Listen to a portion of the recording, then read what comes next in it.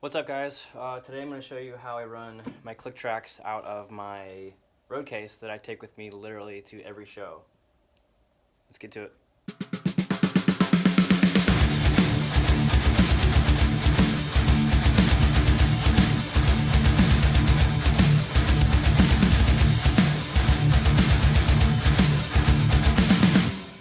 So here I have my click track panned all the way hard left.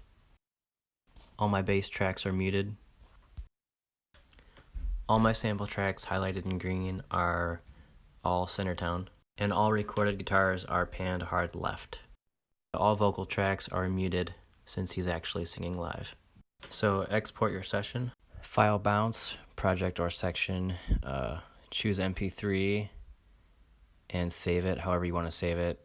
Just remember where it is and import that to your playback device.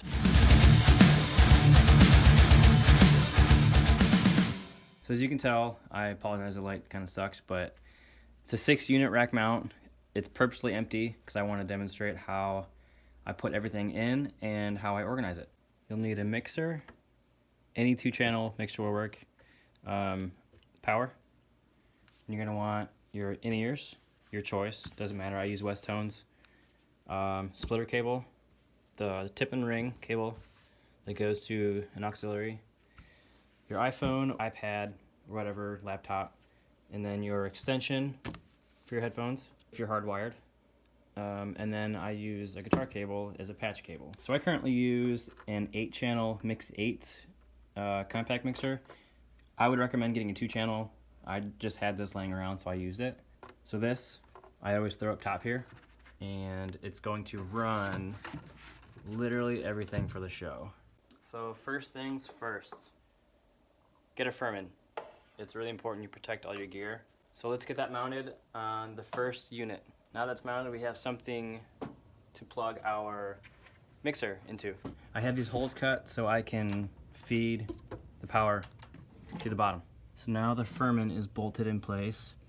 I have the power for the mixer that will run up through this hole cut out right there, if you can tell, which will run to the back of the mixer in my case. Secondly, I have a direct box rack mount 4-channel. You don't have to get the rack mount, I just chose to since it's easier to mount it in here. You can use just like a smaller box if you need to, or not everybody has a case like this, so it's just my personal preference. So the headphone extender I was telling you guys about goes straight into the phone's jack. This will run, I'm gonna leave these all up front so you guys can visually see everything.